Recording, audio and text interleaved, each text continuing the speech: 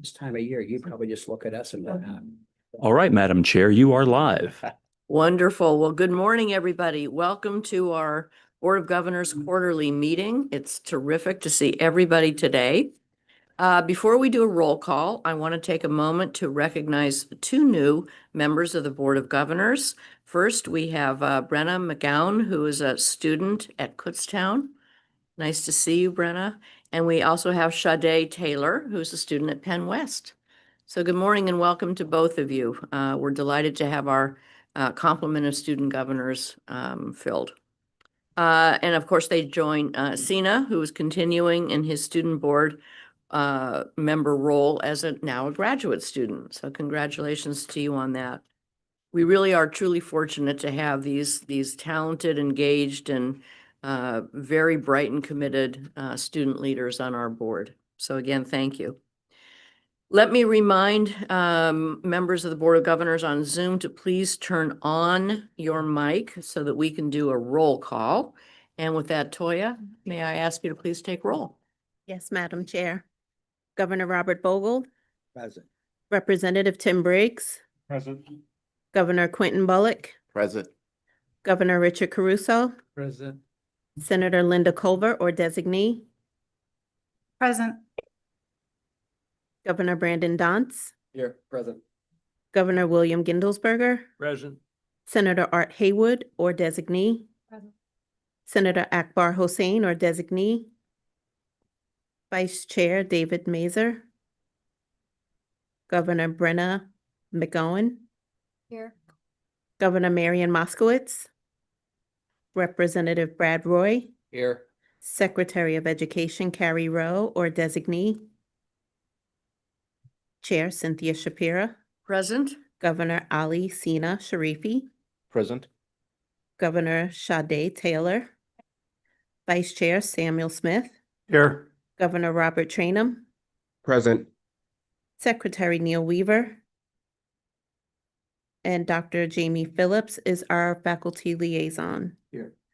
And we have a quorum, Madam Chair. Thank you so very much. All right, I now invite all of you to join me in the Pledge of Allegiance. I pledge allegiance to the flag of the United States of America and to the republic for which it stands, one nation, under God, indivisible, liberty and justice for all. All right, thank you very much. Well, it's a new fiscal year and we are excited to come together as our universities prepare to welcome back more than 80,000 students to campus in, I guess, just about 6 weeks. So to our faculty and our staff who are busily making preparations, let me say once again, I can't say it enough, thank you for everything that you do to help our students succeed. PASH universities, as we know, are the state universities of Pennsylvania, owned by the Commonwealth. We're very proud of that. Again, it bears repeating, about 90% of our students come from Pennsylvania and almost 80% will stay here after they graduate. They're developing the knowledge and the skills and the experiences that will help them thrive in their careers and to become the leaders who will help shape the future of our Commonwealth. This is our top priority. And again, it's been a very busy year as we focus on their success and the very related success, of course, of our universities. We're so pleased with the progress that we've made in advancing our strategic priorities as a system. Every goal established for the year that has just ended has been advanced, and many new initiatives that align with those strategic priorities are already completed. And we also recognize that much of this past year's work was about putting the pieces in place for long-term success. It was about building a foundation. Important systems, processes, and strategic priorities have now been established, and that is creating a strong foundation for the next phase of our systems work.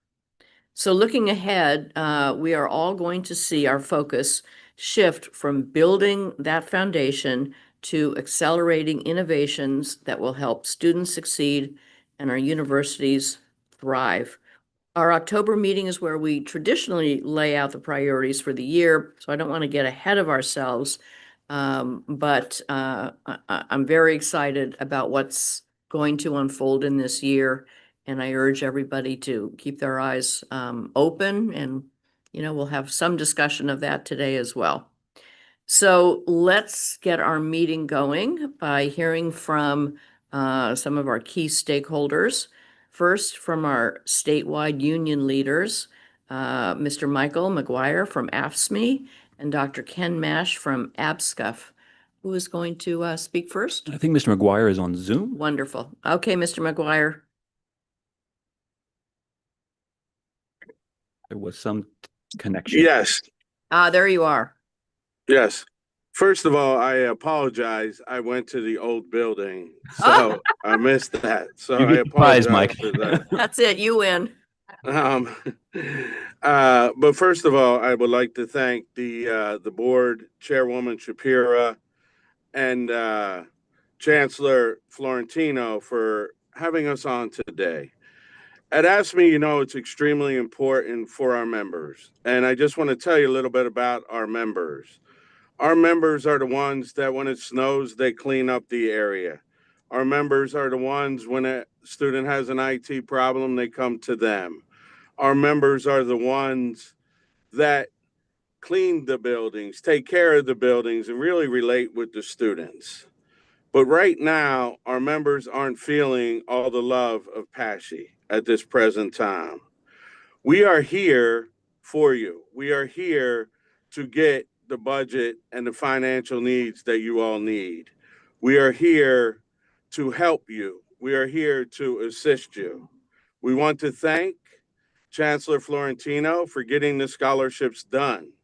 That is extremely important to our members. So we want to thank you for that. But the reason for me to be on is for the respect for my members, the members that we have in the PASHE system right now. When they have issues, we are asking that you hear the issues. We are asking that you respond timely to the issues. Show them the respect and the dignity that they deserve over their issues. We are experiencing many issues at PASHE and in our labor management meetings, and we're not hearing back for months from the PASHE system. That is just totally unacceptable. So what we are asking you to do is to really figure out a way to expedite and again, hear the members' issues. Our members are here for you. Our members care deeply about these universities. Our members take pride and joy in working there. So what I'm asking you all today is to respect them, hear them, and listen to them. Listen to their issues and respond back in a timely manner. With that, I would like to thank you all. Thank you very much, Mike. We appreciate your comments. Dr. Mash?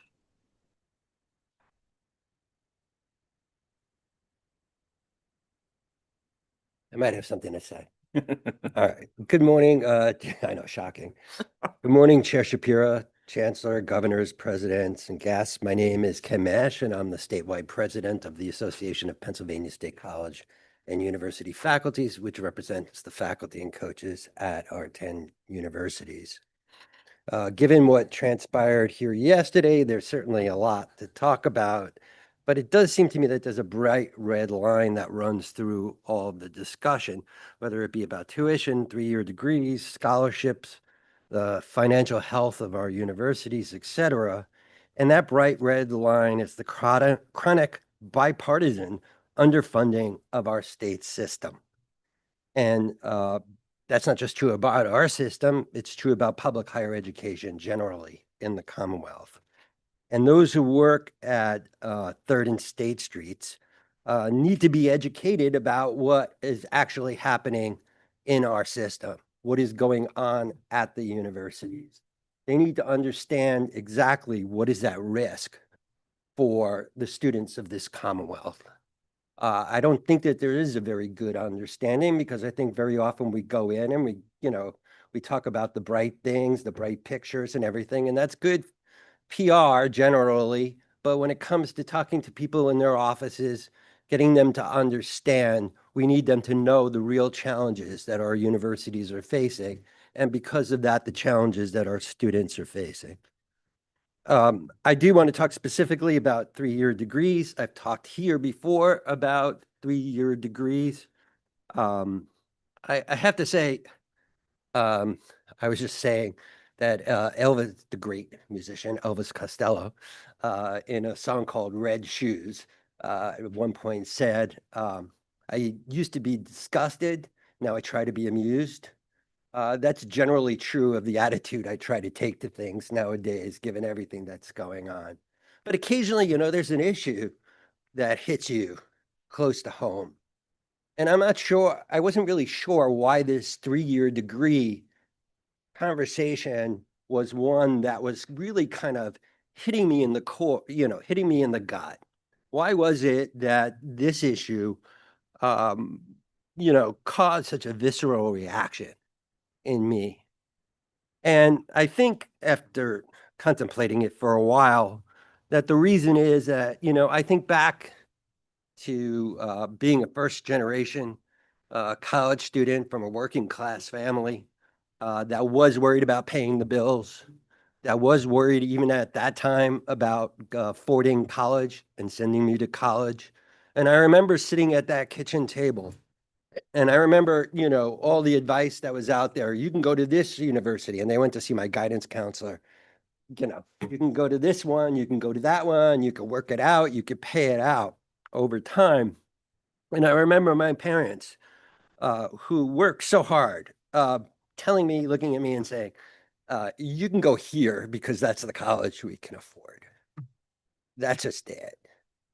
And, and they believe like you go to college, you go to college. It didn't really make a difference what college you went to. It was out there. And I just imagine these conversations that could happen at those kitchen tables today, right? Here's a 3-year degree, right? That's what we can afford, the 3-year degree. Not is it good, not will it be the best, because frankly, people just don't know. When you are a first generation college student, you have no clue. The only thing you have to go on is the reputations of the institutions. And when you put your name on a degree, you are standing behind it and saying that it is everything that we say it is. And I think you made the comment yesterday, calling it baccalaureates, bachelor's degrees in plain language. You're going to go get your BA or your BS.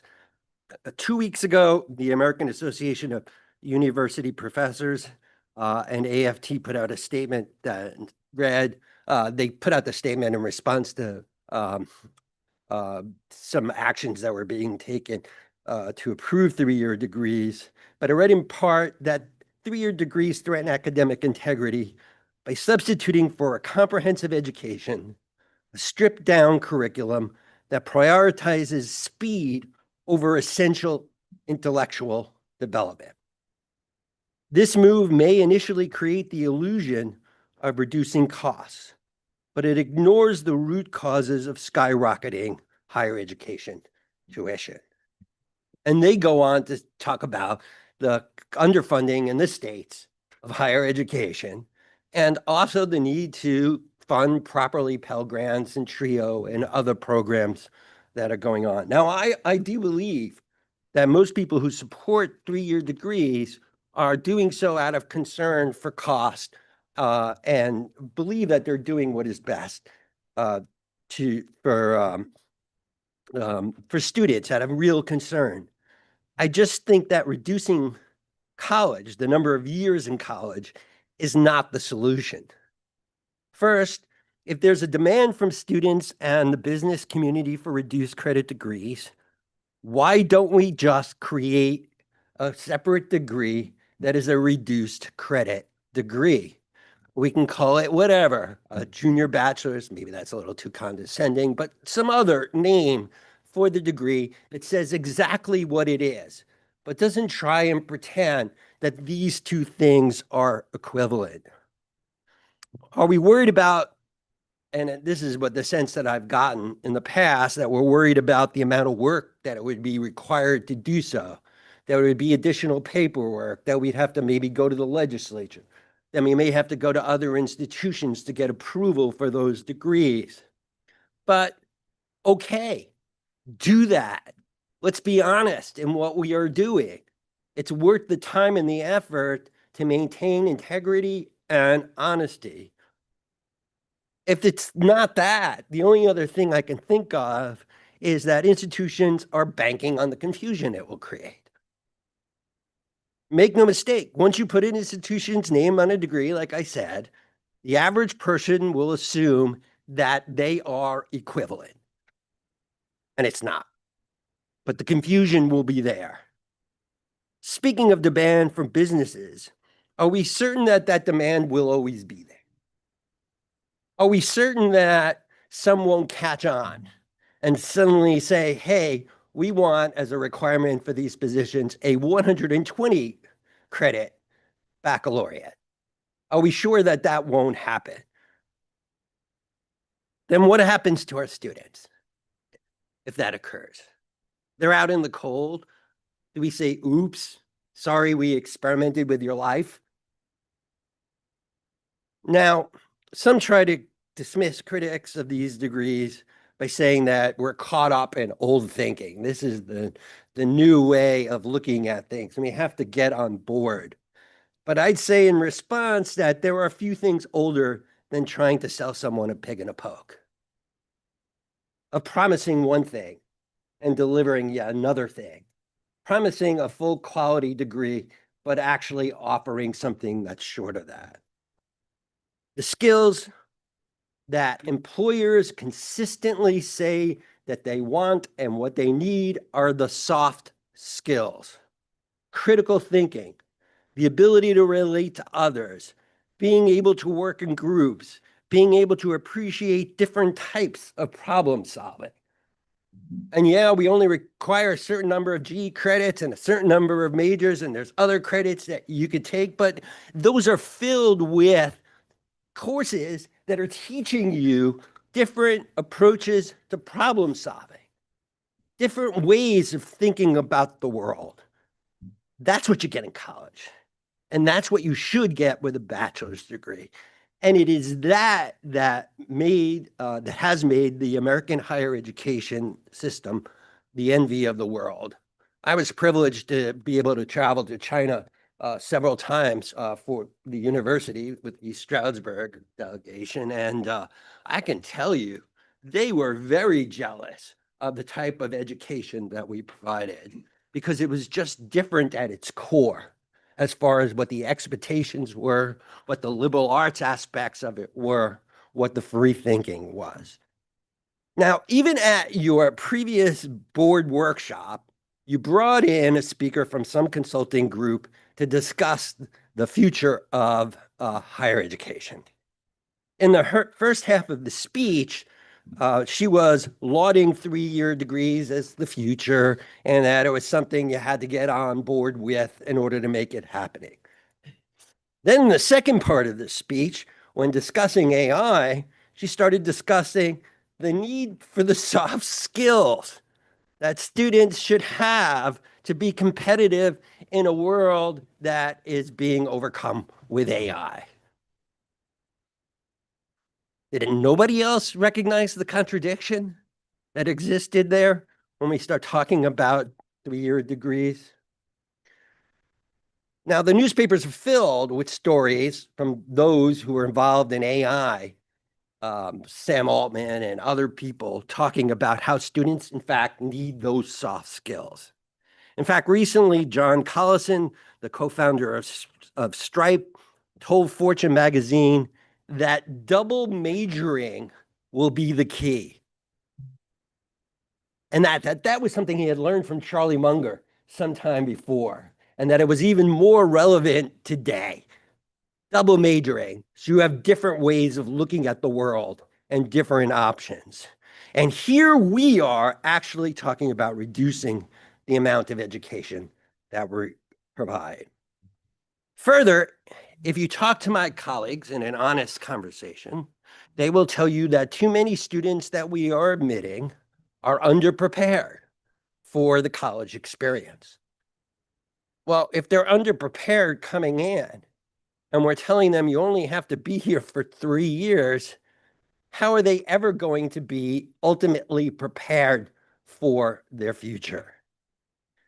And it really strikes me, and this I think goes to the first thing I talked about, as eye-opening when we saw the list of the institutions that were involved with offering 3-year degrees.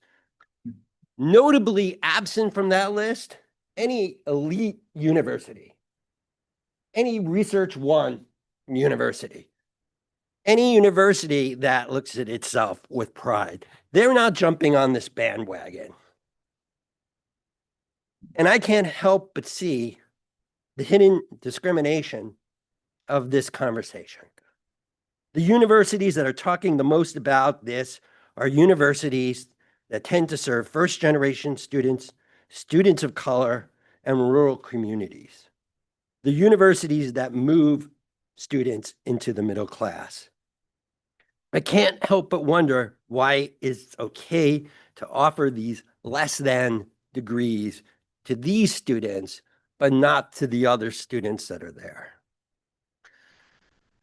Last, a word about last dollar scholarships. For 10 years now, my colleagues and I have been working on the Pennsylvania Promise. We have worked on it without any help from the state system. And from a few people, we faced even some scorn and hostility about the idea of the Pennsylvania Promise. That bill provides a last dollar scholarship that is paid for by the Commonwealth. The sponsors are Jordan Harris and Vince Hughes, and the bill passed the House for the first time a couple of weeks ago with bipartisan support. The last dollar scholarship that's being proposed here would be paid for by the universities. The last dollar scholarship proposed by the Pennsylvania Promise is paid for by the Commonwealth. It's time for the Commonwealth to stand up for its students, and I certainly urge all students, parents, faculty, and everyone to get in touch with their legislators and to fight for the Pennsylvania Promise. Thank you very much for your time. Thank you, Dr. Mash. Next, we will hear an update from Angèle Stovener, who is our relatively new president of PACT. Welcome, Angèle. Wonderful to see you here. Let me just remind you that Angèle is a trustee at Slippery Rock University, and she has just completed her role as chair of the Council of Trustees. We welcome you now representing all of our Paschy University trustees. Thank you very much for having me today. So thank you for taking half my intro. The one thing that, I'm very excited to start my term as president of PACT. In addition to serving as a trustee, I am a proud graduate of Slippery Rock University. And I'm really excited for the opportunity to help strengthen our engagement among our trustees across the system. One of the things I have learned through my own trustee experience is that while each of us serves a different university, we all share the same goal, helping our students, our universities, and the state system succeed. And as I begin my term with PACT, I'm excited about the opportunity to connect trustees across the system and continue strengthening the relationship between our councils, the chancellor's office, and this board. Trustees bring a unique perspective to that work. We live in the communities our universities serve.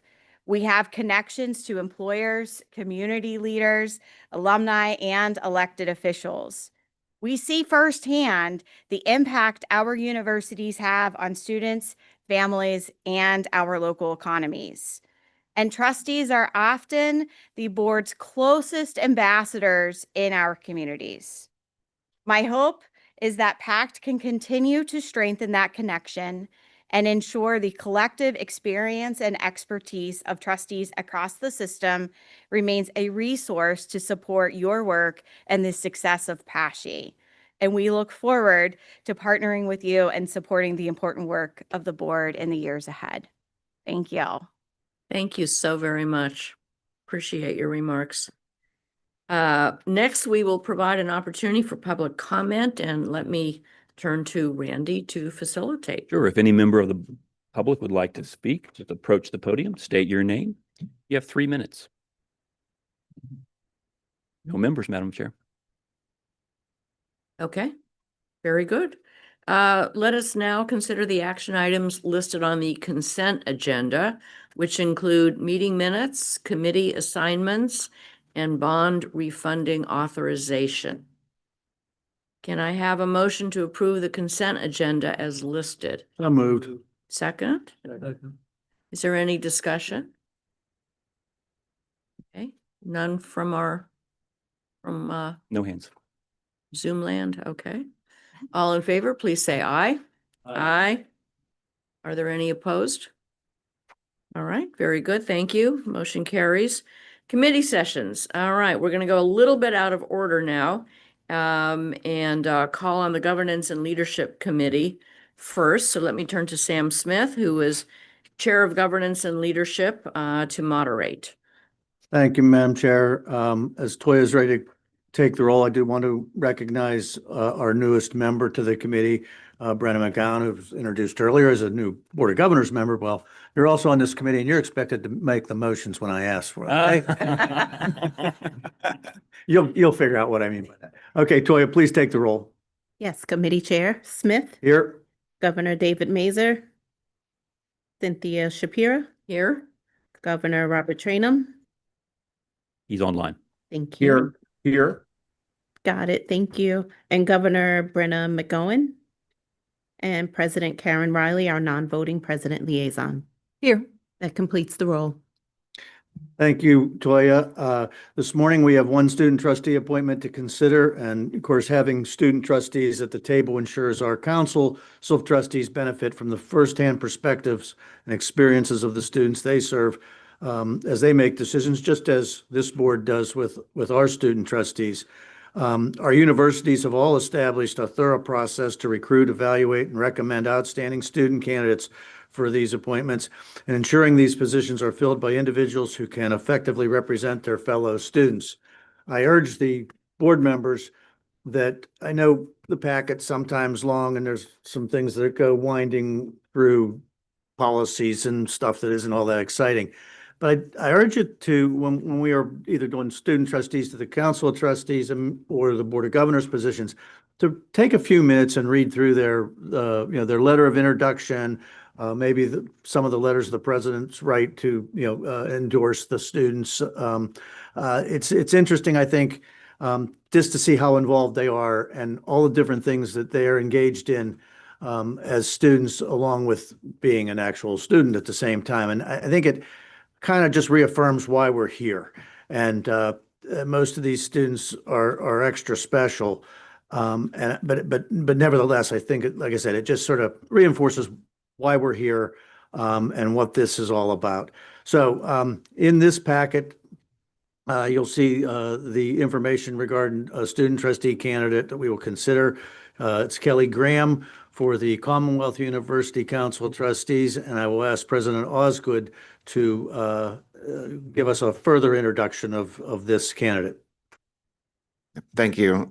Today, we're pleased to present to you for your consideration Kelly Graham. And Kelly is actually joining us from Germany because she is studying abroad, one of those wonderful experiences we hope all of our students can take advantage of. She's a first-generation student and she's a rising junior. And speaking of double majors, she's double majoring in health sciences and psychology, so we're very excited about her future. She was nominated by a search committee that was inclusive of student leaders, faculty, and staff.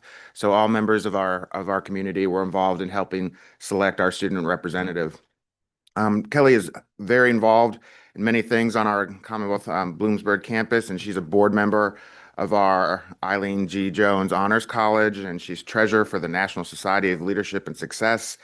She also serves on the executive board for our Bloomsburg Student Government Association. And she also has been a recruitment volunteer for the big event. If you've never heard of the big event at Bloomsburg, it is an awesome day where students go out and provide service to the surrounding community. And so she gives back, and that's what we want to see in our students and our trustees. She also participated in the 2026 cohort of the William and Elizabeth Bent Leadership Boot Camp, and that's our university's premier professional and personal leadership development program. On top of all that, she works as a resident assistant on campus, and she has expressed a deep desire to serve in this role so that she can be a valuable bridge between the student body and the council's work, and to be a partner in enhancing the relationship between the council and the students. So we're very excited about this nomination, and we seek your approval. Thank you, President Osgood. May I have a motion that the committee recommends the board appoint Kelly Graham to the Commonwealth University Council of Trustees? So moved. Thank you, Brenna. Second, Second. thank you.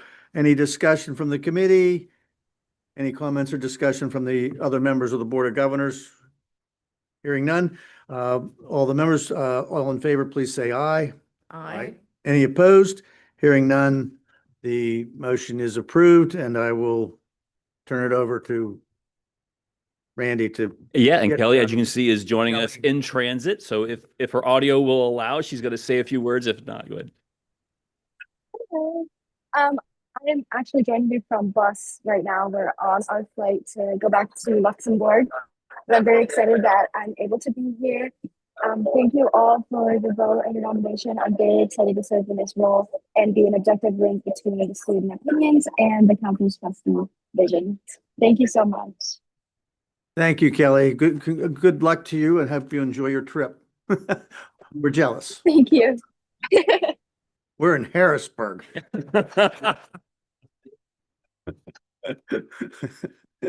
I believe that takes care of all of our business. Madam Chair, it's back to you. All right. Well, thank you very much, Mr. Committee Chairman, and I'm delighted to be in Harrisburg. All right, we are again going to go a little bit out of order and now consider the board resolution in support of the Pesci Pledge. Actually, we'll hear Chris's report first. I take it back. We are now going to hear. That was my fault. Right. I apologize. We're now going to hear from Chris for the Chancellor's report. Thank you, Madam Chair. Let me start by just publicly thanking the Chancellor's Office staff, Randy and Toya in particular. As you know, we're meeting. Push the button, Chris. Your mic might be off. Try again. Okay. Okay, I'll start again. Good morning, everyone. I want to start by thanking the Chancellor's staff, in particular Randy and Toya. We're meeting in a place we have not met for a long time, and it took a considerable amount of work to turn this into a dignified looking meeting room. And I just want to, I know Toya's been here for several days, and thank you for all of your efforts to give us a space where we can do good work. Appreciate that. Now, as we look ahead to the new academic year, our priorities remain clear. Expanding opportunities for every student to succeed, strengthening the success of each institution, and ensuring the long-term financial sustainability of our system. Those priorities will continue to guide every decision that we make, but maintaining the status quo is not enough. We must also continue to innovate to seek new ways to fulfill our mission. Higher education is changing rapidly, and our students are changing with it. The institutions that thrive will be those that are willing to challenge long-standing assumptions and embrace new ideas, embrace change, and embrace adaptability. We will continue investing our time, energy, and resources into actions that improve affordability, expand access, and strengthen the value of Apache education. That means pursuing initiatives that help students enroll, persist, graduate, and launch successful careers. Innovation is not separate from our mission. It is how we ensure that our mission remains strong for the next generation of students and for the Commonwealth we serve. Together this past year, we have built important momentum. Together in the year ahead, we will accelerate that momentum. I want to speak for a few moments about the three-year degree program. In the coming months, we'll bring you more information on how PASHA universities could begin to offer a limited number of three-year bachelor degrees. This initiative would provide more options. Our traditional four-year programs will remain the norm and will certainly continue, but we want to understand offering a three-year option in some programs makes sense for our students. A three-year degree focuses on essential competencies while preserving the liberal arts core. We can reach more students who don't fit into the traditional path, perhaps adult completers who already are working in their career and want to attain their degree. Or imagine 2+1 partnerships with community colleges. It's too early to know where this path will lead, but we are committed to exploring the possibilities in a thoughtful, intentional manner, and we'll have more to say at our October meeting. And if I can reflect for just a moment, we've had a lot of really good, hard questions that we've been asked about these programs. We've had criticisms raised that are certainly important things for us to consider. But as I reflect back, I think about the development of community colleges in the 60s, the development of online programs in the 90s. We heard the same sorts of criticisms: lack of quality, second-class students, all these types of things. And I sit here now as a proud graduate of a Pennsylvania community college. And if you look at some of the criticism in the 60s, there were many who felt that that was not something that we should do. We owe it to our students, we owe it to the Commonwealth, and we owe it to our institutions to at least take a hard look at these three-year degree opportunities and see how we might take advantage of this new initiative. Let's face it, three-year degrees are going to happen. The question for us is, are we going to participate in them or not? When we look at online programs, back in the 90s, we were slow out of the gate. And right now, there are tens of thousands of Pennsylvania residents who are enrolled in online programs in other states. It would be a shame if we were to allow that history to repeat itself here. So we're going to take a hard look at it. We're going to address all the questions that have been asked. We're going to consider the criticisms, but it would be irresponsible of us not to do so. A second update I'd like to give quickly relates to ADA. We've had conversations about ADA compliance in recent meetings. And after the last meeting, I asked Krista Cobb, our Assistant Vice Chancellor for the ADA area, to work with the campuses and take a look at what our practices are and are there things we could be doing more effectively. We've made significant progress in strengthening compliance, in improving consistency across institutions, and in advancing accessibility efforts. We rely on experts in this field to give us guidance in all of these areas. And I want to thank Krista in our office for guiding this work at the system level. We're standardizing our documentation and templates, enhancing the interactive process we use with employees, expanding education and awareness, increasing system-wide consistency in our processes, and we are building ADA expertise across the system.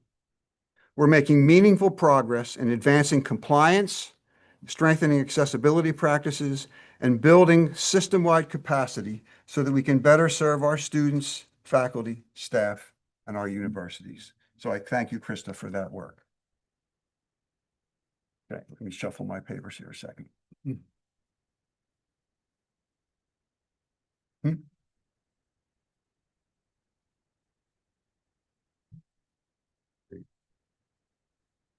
Okay, the last thing I want to talk about is the PASHE Pledge. Later today, the board will consider a resolution to endorse the PASHE Pledge. As the State Universities of Pennsylvania, we offer the lowest tuition of any university in the Commonwealth. Because of our dedicated faculty and staff, and because of the good stewardship of our universities, we're able to provide a high-value, high-quality education. But many of our students continue to wrestle with the question of whether they can afford college. We know that a college education provides the most reliable path for upward social mobility, moving students into brighter futures. And yet, for some, this path remains blocked. That is why I am so proud that our university presidents have come together to help clear the path. The PASHE Pledge will ensure that all in-state undergraduate students receiving both a federal Pell Grant and PA State Grant will receive a university-based last dollar scholarship to cover any remaining balance on their tuition after all other applicable financial aid has been applied. This pledge doubles down on our mission. We expect it will increase enrollment, retention, and completion. It will encourage more students to enroll, persist, and earn a degree by reducing financial uncertainty. It strengthens Pennsylvania's workforce, keeps talented students in the Commonwealth, and prepares more graduates for high-demand careers. Many students eligible for Pell and state grants already pay little or no tuition. This initiative will help middle-class students, middle-income students, who get Pell and state grants but still have a gap and struggle to pay for college. Many of our students work outside jobs, some of them several jobs, working long hours while taking classes to pay for college. This will provide some relief so they can focus on learning. In the coming months, the university presidents and I will put in place the procedure so this is ready to start for the fall of 2027. Some universities already have similar programs, and their knowledge will help us expand this across the system. This is an investment in our students and an investment in Pennsylvania's future workforce. More skilled graduates benefit employers and our communities. Pennsylvania has projected a shortfall of 218,000 workers with post-secondary credentials by 2032. As a state university system, we have a vital role in meeting that need. Thank you, Madam Chair. Thank you very much for that report. I appreciate it. And I would just add a reflection with regard to the idea of looking at the possibility of 3-year baccalaureate degrees. And that is only that, we're operating within a system that's been accepted for really hundreds of years, right, as to how to pursue baccalaureate education. And we've seen changes over the time to meet changing needs and the changing status of the workforce and the changing nature of students and what their needs are, et cetera. And the idea to not even consider what really isn't necessarily a complete innovation in many states that are already doing it. And I might add, I have knowledge of private selective institutions who are thinking about it, would be to put our heads in the sand. So I just want to agree with the chancellor on that particular subject, and thank him and thank our presidents and thank our faculty as we move forward with this consideration. And the second exciting innovation that Chris just talked about, the PASHE Pledge. We actually will consider now a board resolution in support of this. This goes along with so many of the other initiatives that we are taking to become an exemplary state system of higher education, serving the public, serving the Commonwealth. And this is really so exciting for me because this is evidence that we're standing together as a state system of 10 really great universities to eliminate one more financial barrier to baccalaureate degrees and high quality jobs that these baccalaureate degrees lead to for our many hardworking students.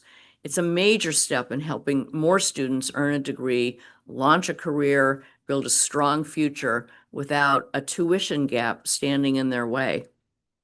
So I'm really very excited to be part of this, and I just congratulate everybody involved. So let me now read the resolution. Whereas PASSHE was established to provide high-value, high-quality public higher education that promotes educational attainment, workforce development, and economic prosperity throughout Pennsylvania. And whereas students continue to face financial barriers that limit access to higher education despite PASSHE charging the lowest tuition.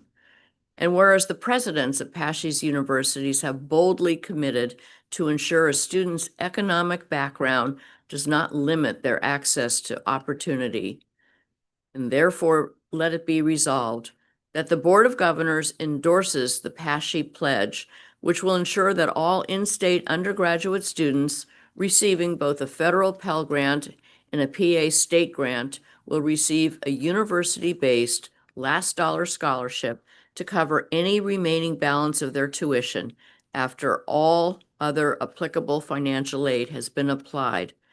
And be it further resolved that the chancellor, in consultation with the university presidents, will develop the procedures and standards necessary to operationalize this program for fall 2027 and to make adjustments as needed in the future. Do I have a motion to approve this resolution? So moved. Is there a second? Second. Thank you. Is there any discussion? Yes, Aaron. Thank you, Madam Chair. I would first like to thank Dr. Mash for his comments. I know that we're speaking specifically on the PASSHE pledge, but do want to reiterate that Senator Haywood shares many of the concerns that Dr. Mash outlined regarding three-year degrees. And as it relates to the PASSHE promise, Senator Haywood wishes to express that Senate Democrats have been in support of the Pennsylvania pledge for some time. That is the proposal that Dr. Mash had detailed. That being said, he will be voting in favor of the PASSHE pledge, but does encourage the General Assembly to continue to consider that option as well. Thank you. Thank you very much. Yes, Representative Briggs. Thank you. And I just want to echo Aaron's comments about the PA promise that President Nash mentioned. I've been a co-sponsor of that for the last 4 or 5 sessions. And it is the way, I mean, I want to thank you for advancing this. I'm going to be supporting this step, but that the PA promise is a little bit more robust. It definitely helps middle class that has a higher income threshold. $250,000 provides and below for the family provides last dollar scholarships, and under 60,000 board. So if we could all get around supporting that, it did pass around 120 to 80 out of the House. It is using state tax dollars to pay for the program. I am going to support this. I think it's a good message to send, but we could be doing a lot more through the PA promise. So thank you for advancing it. Thank you very much. Other comments, thoughts, discussion? Anybody online? No hands online, Madam Chair. All right, we'll move to a vote then. All in favor, please say aye. Aye. Are there any opposed? Okay, the resolution passes. Thank you and congratulations to our students. Yay. This is a big move. This is an important thing. All right, let us now take up committee actions, specifically the Governance and Leadership Committee recommendation to approve the student trustee at Commonwealth University. May I have a motion to approve today's committee action? So moved. And a second? Second. Okay, very good. Is there any discussion? No? Okay, good. All in favor, please say aye. Aye. Aye. Are there any opposed? All right, terrific. The motion carries. All right, preliminary budget approval. So in your board packet is the budget for 26-27, FY 26-27. It comes to us before every July for preliminary approval. So I'm going to first put a motion on the floor.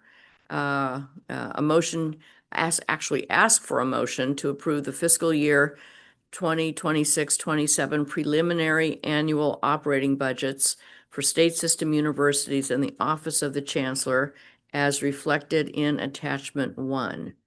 So move. Thank you, Sina. Is there a second? Second. Thank you very much. Okay, it's now on the floor for discussion. Any thoughts, any comments? No hands online. All right then, all in favor, please say aye. Aye. Yeah, are there any opposed? All right, very good. The motion carries. Okay, the next item is appropriation allocation. So in the board materials, we see the motion for approving the appropriation allocation. As we did last year, this calls for delegating authority to the executive committee because the state has not yet finished its budget negotiations. So may I have a motion to delegate to the executive committee the approval of the appropriation allocation for the universities and system-wide initiatives to be funded by fiscal year 26-27 educational and general appropriation in accordance with the state system's formula. So So- moved. Thank you. Is there a second? Second. Thank you. Is there any discussion? Madam Chair. Yes. Thank you. If I could just ask a quick question for clarity. Is this something that the board regularly does or has done in the past? And regardless of whether it has been done in the past or not, are there plans for any sort of guidelines or rules regarding the executive authority over those funds? It's done when there's a budget situation such as this, but Randy, why don't you? Sure. Go ahead. Yeah, because the state has not finished its budget, we have this ability to delegate to the executive committee. Our bylaws talk about the role the executive committee plays and provides strict guidelines and strict restrictions on what role the executive committee has. There would be no changes to any of the appropriation allocation made by the executive committee. It would just be done according to the authority we have. It only provides that so that we don't have to bring the board together again. Yep. Good question. Yes, Representative Roy. Thank you, Madam Chair. That's all formula driven, right? Our formula. There's no discretion on part of the executive committee, whatever the formula calls for. That's right. If there's $1 increase in the budget or $1 million increase, 100 million, whatever it is, there's a formula. Mhm. So it's just really like a technicality. It is. Formality. Basically, yeah, I was gonna say, yeah, the word pass through is not, I was just searching for the right word, but I think technicality is it. If we were changing the board, or if we were changing the allocation formula, that's something the whole That board the would board do. has to do that, yeah. Other than that, we're just executing what the executive committee would only be executing what was already approved in the By the board. formula. And we have to plug in the state money just to affirm it. We can't do it until they actually pass the budget. So In that sense, it's a technicality. it is. As one of the 2 or 3 resident experts on the formula, I would say that there are a limited number of dollars taken off the top according to statute before the dollars are passed through the formula to the universities. That doesn't change the discussion. That's pretty much a technical forward process, absent some huge change in the off the top across the board items, which I don't think we anticipate in the year ahead. So again, technically, all correct. I just wanted to mention that there are 2 layers to the formula approach. Thank you. for Off the top and then to the universities, the remaining. Sharon? And just to clarify, the off the top total dollar amount has not changed since 22-23 when the new formula was put in place, regardless of the change in appropriations received. So that off the top has remained level. So all additional funds flow through to the universities. Thanks to the other expert in the room on the formula. One of the 2 other experts in the room, exactly correct. And I don't think there's any intention to change that in what we've seen in the year ahead. So Yes, and by the way, accounts for the level of catering that, Yeah. you know, yeah. The fact that it hasn't changed in all those years. Okay.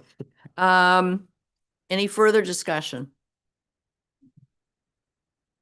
Any other questions? Okay. Thank you. I appreciate those questions so that we had a chance to clarify. Just- Okay, I'm sorry. Just take the vote. Okay, great. All right. All in favor, then please say aye. Are there any opposed? All right, very good. Thank you very much. The motion carries. Okay, tuition. Chris, I'm gonna turn this one over to you. Okay, thank you, Madam Chair. So as you're aware, the board requested a state funding increase of $31 million for fiscal year 26-27. That would enable a tuition freeze for the coming academic year. While our elected leaders are still negotiating the budget, we continue to hope for an investment that would allow us to freeze tuition. But we have to make a tuition decision now, so that our students and their parents know what to expect when the tuition bill arrives next month. As the process worked last year, I'm going to recommend a tuition increase, in this case, that would provide the equivalent of what we requested from the state. Further, I ask the board to commit to rolling back the rate if the state provides sufficient base funding in the budget. I propose a $172 per semester increase for in-state undergraduate students. That would bring tuition to $4,169 per semester, or $8,338 for the full academic year. That is a lower dollar increase than other public universities that approved their tuition increases for this year. PASSHE remains the most affordable four-year option in the Commonwealth of Pennsylvania. We know every dollar matters for PASSHE students and their families, and I do not make this recommendation lightly. But let me provide some context. Because we were able to keep tuition at the same rate for 7 years, we remain the most affordable option in Pennsylvania. Even with the increase, tuition will be 18% lower than if we had raised tuition over the years in line with the rate of inflation. That results in tuition being $1,800 lower than it would be if we just kept up with the rate of inflation. We also hope that the introduction of the PASSHE pledge in future years will help blunt the effect of any increases in tuition in coming years. Thank you. All right. I will ask for a motion that the board approves a 2026-27 tuition rate increase of $172 per semester for in-state undergraduate students and the corresponding base tuition rate for graduate students, as well as tentative tuition rates for 2027-28 in accordance with policy, and commit to roll back the tuition rate increase if sufficient funding and state appropriation is received. May I have that motion? So moved. Is there a second? Second. Thank you. All right, it's on the floor for discussion. Any discussion? Yeah. Sina? Thank you, Madam Chairwoman. It is with great sadness that I speak about tuition increases. I understand the burden it places on all of us as students and families. Every increase represents real sacrifices, and that is something we should never overlook. However, optimism requires being realistic about the current uncertainties and funding challenges. Still, these universities and schools must continue providing quality education, maintaining facilities, coordinating with faculty and staff, and most importantly, supporting us, the students. Because of this, a tuition increase may be a vital step to keep universities running. This is not a decision I would want to make, or any one of us in this room, but it is a painful reality, and we can only prepare ourselves for the future and hope that the state provides PASSHE with the necessary funding so that the quality education remains accessible to all. Thank you. Thank you very much. Are there other comments, questions for discussion? No hands online. Okay, hearing nothing further, all in favor, please say aye. Aye. Are there any opposed? Okay, the motion carries. Thank you very much. I do note that we're all disappointed to have to, agree with Sina, to have to make this motion. We hope we do get the increase. We're grateful to the governor and the General Assembly for all of their support always. And, you know, I'll just note that the ability now to be able to launch the Pesci Pledge next year is really it's a wonderful thing as we continue to work on affordability for our students. So thank you. So next, let me ask Bill Gindelsberger, who is chair of the Audit and Compliance Committee, to moderate the officer elections.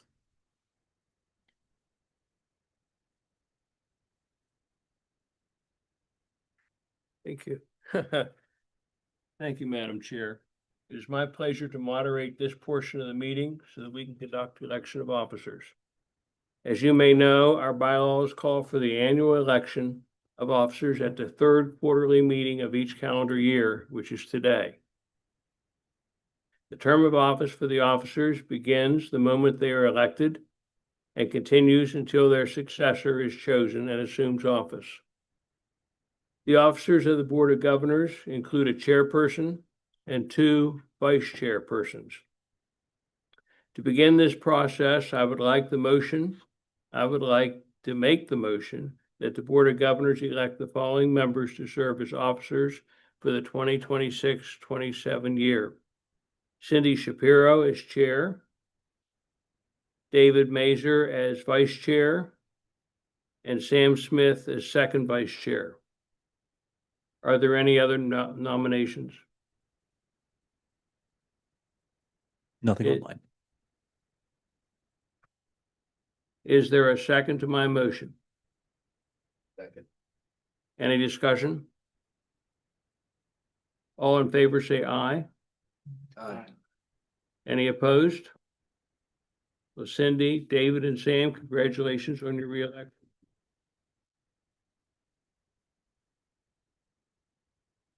Uh, I'll now give you the gavel. oh, okay. Take it back. Thank you. Thank you. I'm very honored, and I know I speak for Sam and for David as well. So thank you. Thank you for your trust in us. We appreciate it, and we won't let you down. All right, our last item of business today will be the posthumous honoring of the service of a dear colleague who recently passed away. Many of you knew Dr. Jamie Martin, either in her role at IUP or in her interactions with us as president of APSCUF. She was a remarkable woman, and I am honored to have known her and to have worked with her. So now let me read the resolution. Whereas Dr. Jamie Martin devoted her career to Pennsylvania's state system of higher education as a distinguished professor at Indiana University of Pennsylvania, an accomplished scholar, and a dedicated educator who impacted the lives of countless students and colleagues. And whereas Dr. Martin provided exceptional leadership at APSCUF at both the university and statewide levels, culminating in her service as president, where she earned widespread respect for her integrity, thoughtful leadership, and steadfast commitment to public higher education.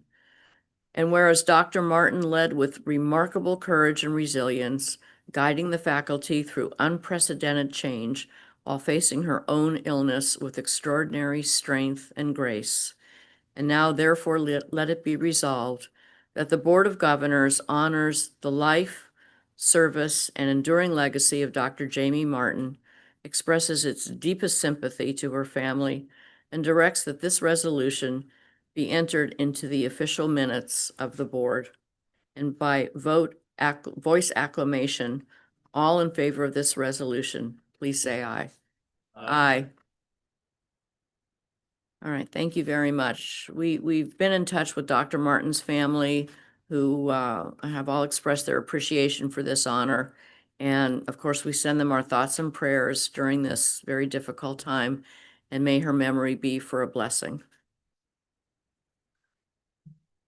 Okay, for the record, the board met in executive session on June 24th from 8:30 a.m. to 9:30 a.m. to discuss personnel and contractual matters. Board members, are there any other matters to bring forth to discuss? Okay, hearing none, the meeting is adjourned.